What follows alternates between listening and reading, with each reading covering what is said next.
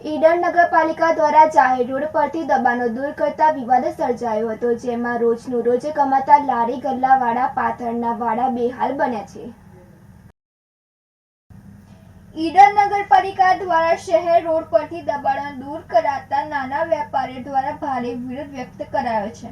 શહેરના મુખ્ય માર્ગ પર લારી ગલ્લા પાથરણા થકી ધંધો રોજગાર કરતા વેપારીઓને દૂર કરાતા નાના લારી ગલ્લા પાથરણાવાળા નાના વેપારીઓ બેહાલ બન્યા છે.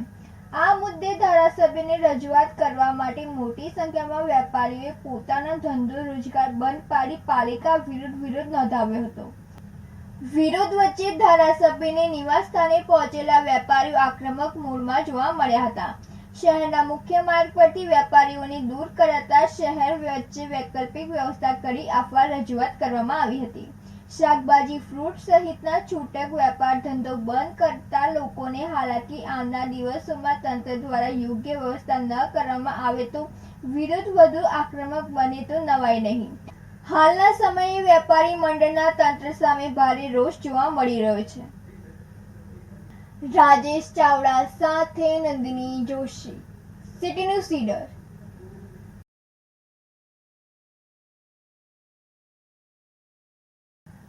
પ્રાંતિજ નજીક નેશનલ હાઈવેના જેસંગપુરા ઓવરબ્રિજ પર ટ્રિપલ અકસ્માત સર્જાયો હતો.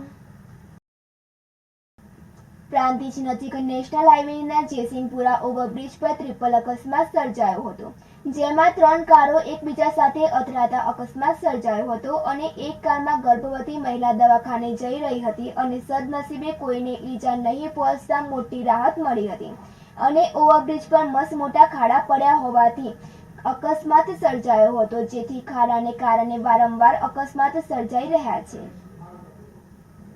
સુરેશ થોરી સાથે તનિષા પરમાર, સિટી ન્યૂઝ, પ્રાંતિજ.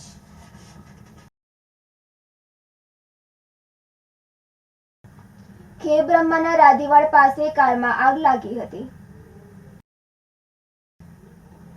ખેબ્રહ્મા તાલુકાના રાધીવાડ પાસે કારમાં આગ લાગી હતી. અંબાજીથી દર્શન કરી પરત ખેબ્રહ્મા જતા આ બનાવ બન્યો હતો. અંબાજીથી ખેબ્રહ્મા તરફ જતી કાર રાધીવાડ નજીક ગરનાળાની પાળી સાથે ટકરાઈ હતી અને કાર ટકરાયા બાદ ગાડીમાં આગ લાગી હતી. કાર ચાલક સહિત બેઠેલા લોકો બહાર નીકળતા શરીરે ઈજાઓ પહોંચી હતી, જેથી ઈજાગ્રસ્તને 108માં સારવાર અર્થે ખેબ્રહ્મા જનરલ હોસ્પિટલમાં ખસેડવામાં આવ્યા હતા. ખેબ્રહ્મા પોલીસને જાણ થતાં આગળની કાર્યવાહી હાથ ધરી હતી. સુરેશ થોરી સાથે તનિષા પરમાર, સિટી ન્યૂઝ, ખેબ્રહ્મા.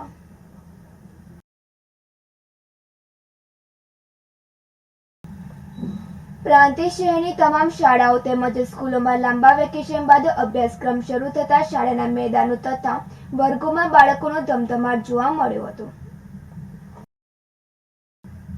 પ્રાંતિજની તમામ સ્કૂલો અને શાળાઓમાં 35 દિવસથી વધુ દિવસો સુધી ઉનાળુ વેકેશન પડેલ હોય શાળાઓ બંધ હતી. આજે તારીખ 13મી જૂનના રોજ વેકેશન પૂરું થતાં તમામ શાળાઓમાં શરૂ થતાં સ્કૂલના મેદાનમાં તેમજ વર્ગોમાં બાળકોનો કિલકિલાટ સાંભળવા મળ્યો હતો. વેકેશન પૂર્ણ થતાં શિક્ષકો તેમજ શાળા પરિવાર સજ્જ બન્યો હતો. નવા દાખલ થયેલા બાળકો સ્કૂલમાં આવતા રો કરતા હોય તેમને શાળાની શિક્ષિકા બહેનો ઝૂલામાં ઝૂલાવીને શાંત પાડી રહેલ નજરે પડ્યા હતા, જ્યારે વાલીઓએ તેમના બાળકો આજથી સ્કૂલે જતા રાહતનો શ્વાસ લીધો હતો.